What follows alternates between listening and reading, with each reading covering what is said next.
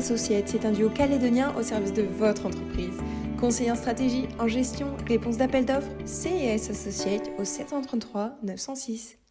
En 1983, la compagnie Air Calédonie International est créée.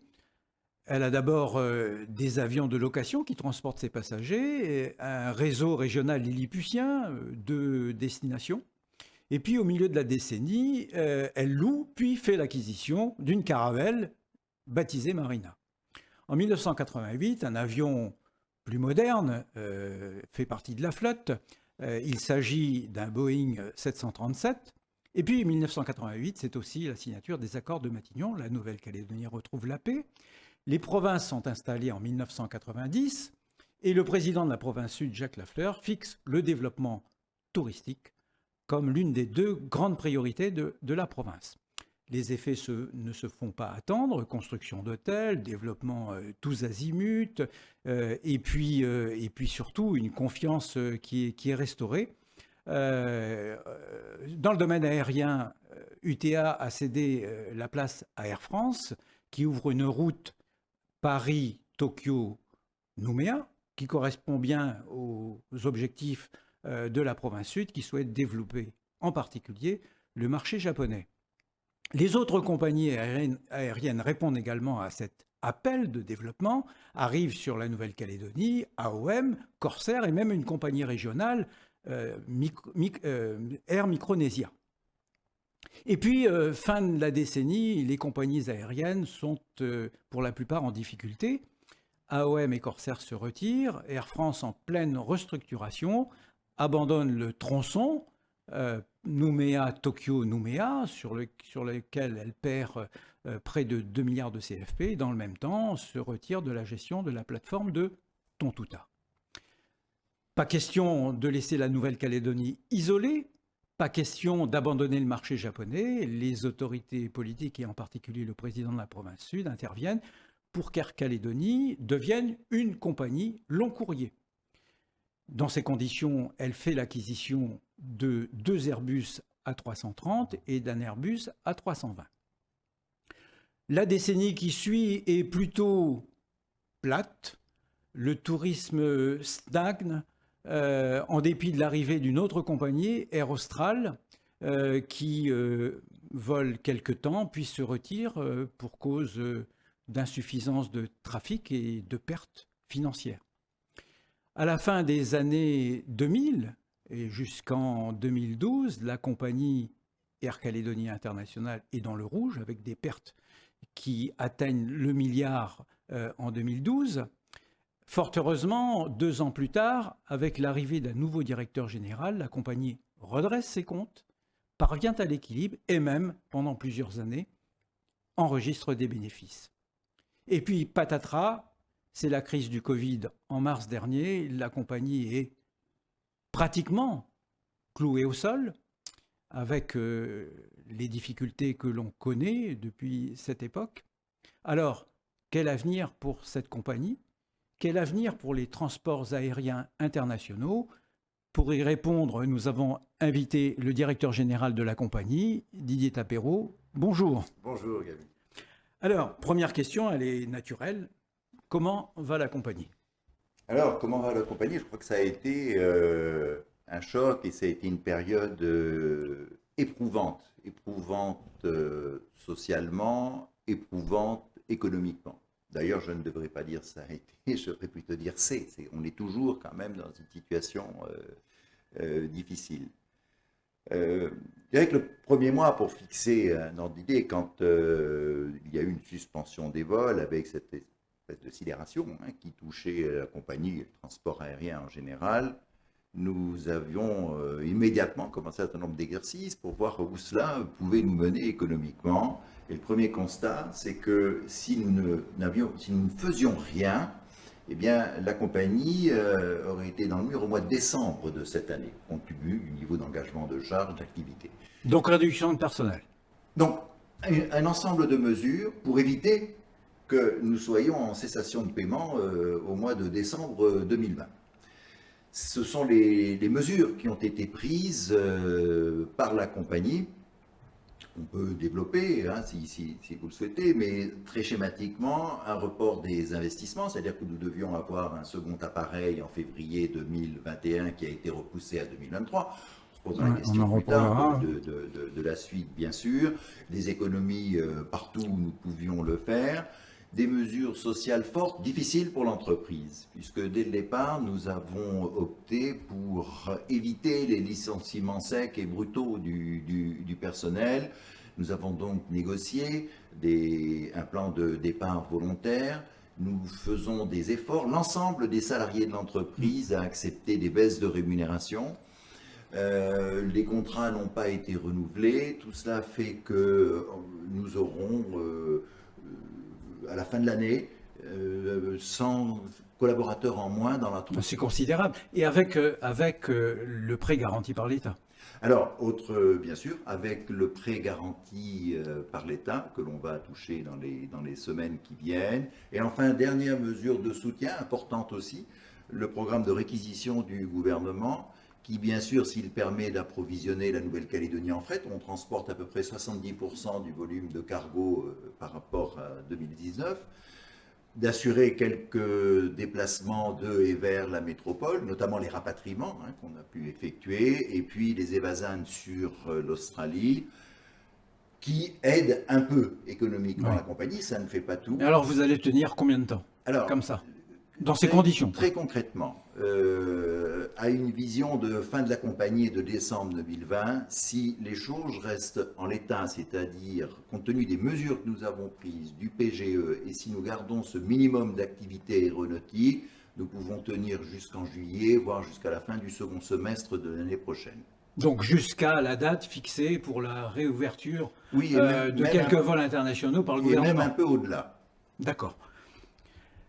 Ça veut dire que aujourd'hui, la pérennité de la compagnie n'est pas menacée pour les 6, 8 mois, 10 mois qui viennent. Non, voilà. Aujourd'hui, on est sorti de cette première période extrêmement difficile. Et on peut dire que la pérennité de la compagnie, effectivement, n'est pas menacée pour les 6, 8, voire 12 prochains mois. Sous réserve, encore une fois, de maintenir ce minimum d'activité que nous avons. Alors, dans ce contexte-là, quelle est pour vous l'importance de l'arrivée sur le marché d'un vaccin? Elle est, comme tout à chacun, essentielle. Je pense que le transport aérien et le tourisme qui est très lié au transport aérien sont les secteurs d'activité les plus touchés. Et donc reprendre notre activité supposera une adaptation au niveau des mesures sanitaires. Je crois qu'on va apprendre à voyager un peu différemment. On l'avait fait il y a une trentaine d'années, quand le terrorisme a commencé à se développer sur les avions avec des attentats. Ce sont toutes les mesures de sûreté qu'on connaît tous dans les aéroports, qui demandent beaucoup de travail des uns et des autres, qui sont d'ailleurs parfois difficiles à vivre pour les passagers qui ont connu notre époque. Je pense que d'un point de vue sanitaire, il y aura aussi des évolutions. D'ailleurs, on a commencé à les mettre en place sous l'égide de l'OMS, de l'IATA, et les vols que nous faisons aujourd'hui répondent en partie à un certain nombre de ces mesures qu'il est nécessaire de prendre. Alors, il y a un certain nombre de pays, le vaccin, pour revenir sur ce sujet qui est vital pour la suite de la vie économique du monde. Aujourd'hui, on annonce un vaccin pratiquement en début d'année prochaine, le vaccin produit par un laboratoire allemand, BioNTech, et racheté par Pfizer. Et puis un deuxième vaccin arrive sur le marché, semble-t-il, le vaccin Moderna, le vaccin américain, qui est encore plus performant que Pfizer, et qui affiche Moderna à 94% d'efficacité, ce qui est considérable quand on sait que le vaccin de la grippe, c'est 60% d'efficacité. Dans ce paysage-là, évidemment, la vaccination va permettre une libération des échanges avec, pour certains pays, l'exigence d'un vaccin. Il me semble que c'est le cas pour l'Australie. L'Australie exigerait, pour tous ceux qui pénètrent en Australie, d'être vaccinés. Est-ce que, dans ces conditions, vous pensez que les vols internationaux vont pouvoir reprendre à partir de la mise sur le marché d'un vaccin? Est-ce qu'il y a une période de latence? Je me souviens que Aéroport de Paris parlait de 2024.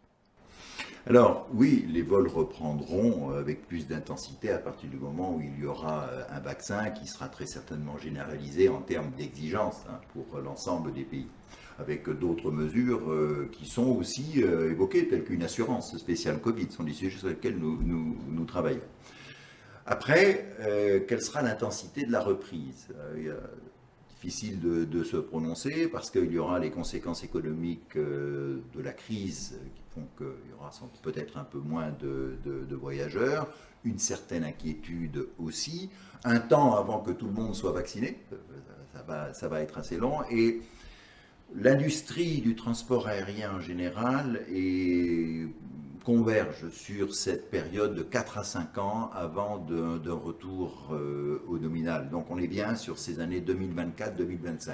Tout au moins, ce sont les hypothèses que nous retenons, nous, Air Calin, dans nos projections économiques. C'est-à-dire que le nominal, on ne le voit pas avant 2024-2025, le nominal étant l'année 2019. D'accord. Alors, sur le plan régional, c'est un peu différent, puisque c'est ouvert la fameuse bulle Trans-Tasman, et que les Néo-Zélandais aujourd'hui peuvent se rendre en Australie, quitte à être en quatorzaine quand ils reviennent en Nouvelle-Zélande. Mais les choses vont s'améliorer forcément avec l'arrivée d'un vaccin. Est-ce qu'on a de bons espoirs, au moins sur le plan régional, c'est-à-dire au moins avec la Nouvelle-Zélande, l'Australie, peut-être le Vanuatu, je ne sais pas, mais au moins l'Australie et la Nouvelle-Zélande, est-ce qu'on a un espoir d'intégrer cette fameuse bulle? Alors, c'est un sujet effectivement à l'ordre du jour que tout le monde regarde. Nous, on souhaite le faire, pouvoir faire notre métier. On évoquait les éléments économiques, c'est indispensable. Après, il y a des logiques qui sont différentes. Il y a un certain nombre de pays, et beaucoup de pays d'ailleurs, sont plus dans une logique, me semble-t-il, d'atténuation du risque. Nous sommes dans une zone de Covid-free. Et donc, on comprend bien que des déplacements, quels qu'ils soient et quelles que soient les mesures, présentent toujours un risque. Ensuite, les Néo-Zélandais et les Australiens sont, me semble-t-il, assez réservés et assez timides sur le sujet. On a l'exemple d'Adélaïde qui s'est fermée il y a quelques jours au transport aérien international parce qu'il y avait eu un ou quelques cas de Covid. Donc c'est un sujet pour lequel les choses avancent lentement et qui ne semble pas être une priorité des gouvernements tant australiens et néo-zélandais, tout au moins en ce qui concerne l'ouverture vers les pays du Pacifique. Oui. Alors, nous sommes fin du mois de novembre, début du mois de décembre.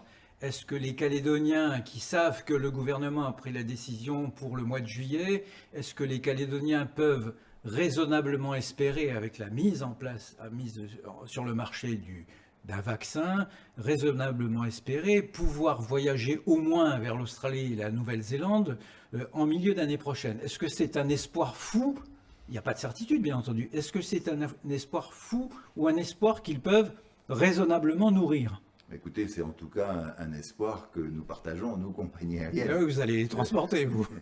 Parce qu'on le voit bien, ça sera le signe d'une reprise qui certes sera difficile, mais c'est totalement différent. C'est un acte positif, une reprise, même s'il y aura encore des difficultés économiques, parce qu'on sait très bien que tout ne va pas redémarrer au même niveau instantanément.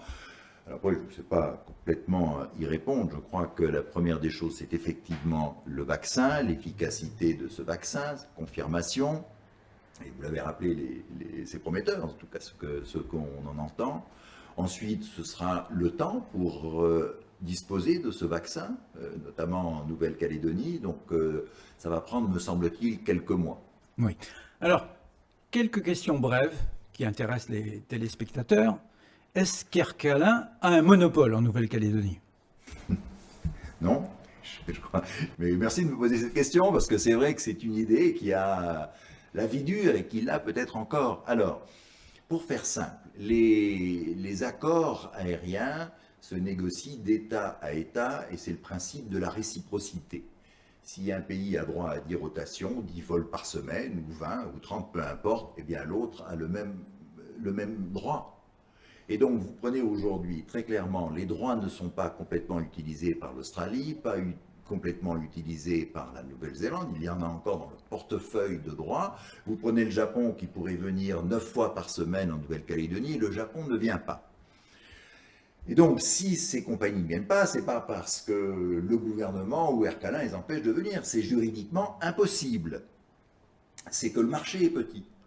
Le marché, c'est un petit Très bien. marché. Alors, vous n'avez pas de monopole, c'est confirmé, et par d'autres informations, je le confirme. Autre question, vous allez recevoir un nouvel appareil. Quand? Alors, nous sommes en train de finaliser le processus technique d'acceptation qui prendra fin la semaine prochaine. Ensuite, il faudra finaliser l'ensemble de la documentation juridique, des transferts de fonds, etc. Donc, on espère cet avion pour la fin de l'année. Alors, autre question que se posent toujours les passagers ou les futurs passagers. Vous avez dans vos grilles, pour être juste, des périodes où le billet est cher et puis des périodes où il correspond quasiment à un billet low cost. Lorsqu'on achète, je suppose, un billet 45 en acheté, puisque pour l'instant il n'y en a pas, un billet 45 000 francs pour aller à Sydney, ça veut dire que le billet en réalité il vaut un peu plus de 20 000 francs. C'est-à-dire que vous pratiquez en même temps en haute saison des tarifs qui sont plus chers et puis à période de plus en plus fréquente des billets qui sont quasiment low cost. Alors, si au milieu d'année prochaine il y a une réouverture du trafic vers l'Australie et la Nouvelle-Zélande, est-ce que vous allez, et tout le monde va vouloir s'y précipiter dans cette hypothèse, est-ce que vous allez augmenter les tarifs ou pratiquer des tarifs normaux? Alors, déjà, sur les tarifs normaux, on pourrait en discuter, mais c'est pas le sujet. Parce que hors vacances scolaires, mettons-nous hors vacances scolaires. Ce que je veux dire, et vous savez bien, hein, il y a eu un changement. C'est important, enfin, si vous me donnez 2 minutes, parce que la compagnie Air Calin a perdu beaucoup d'argent toutes ces années. Et elle en perdait notamment sur le long courrier et gagnait bien sa vie sur le régional. Les choses ont été inversées, c'est-à-dire que en 2019, la compagnie gagnait bien sa vie sur le long courrier et était très juste sur le régional, voire perdait de l'argent sur certaines lignes régionales. En sachant qu'aujourd'hui, et depuis de nombreuses années, la compagnie n'est pas subventionnée. Non, bien sûr. Pas de subvention des pouvoirs publics. Non. Elle doit se débrouiller toute seule. La compagnie doit se débrouiller. Il y a eu un accord qui a été passé pour l'ouverture de la ligne Melbourne, mais c'était dans le cadre d'un développement touristique. Oui, et parce que c'était à la demande du gouvernement. Et c'était à la demande des autorités de la Nouvelle-Calédonie. Donc nous, ce que nous constatons, c'est que sur les 5-6 dernières années, notre recette unitaire a baissé de 15-20%. Donc, expliquez la recette unitaire. La recette unitaire, vous prenez tous les tarifs, vous le divisez par le nombre de passagers. Donc par passager, on avait 15-20% de recettes en moins. C'est donc bien le signe qu'il y a eu beaucoup plus de bas tarifs mis sur le marché, comme vous l'indiquiez. En ce qui concerne la reprise, on ne s'inscrit pas du tout dans un schéma qui consisterait à augmenter les tarifs. Et ce serait une erreur. Pourquoi? Situation économique difficile, concurrence qui va être difficile, alors concurrence de compagnies aériennes, mais concurrence de destinations en matière touristique. Or, si le tourisme est important pour la Nouvelle-Calédonie, il est essentiel, si ce n'est vital pour Air Calin, qui fait 50% de ses recettes sur les marchés touristiques. Et donc, on n'est pas tout seul. Nous vendons la Nouvelle-Calédonie exclusivement, c'est notre credo. Si par le prix d'un billet d'avion, vous avez une destination qui est renchérie et qui est moins compétitive à cause du transport aérien, il n'y a pas que le transport aérien dans le prix de la destination, il y a tout le reste. Enfin, si le transport aérien est un frein, vous n'aurez pas de développement touristique. Donc nous serons tenus de continuer à avoir une politique tarifaire plutôt agressive vers le bas. Très bien. Alors, dernière question que se posent tous les téléspectateurs. Il y a eu un gel des avoirs pour ceux qui avaient pris des billets et qui n'ont pas pu effectuer le voyage. Est-ce que vous allez les rembourser et quand? Nous allons les rembourser à partir du mois de mars, au bout d'1 an, comme nous nous étions engagés à le faire.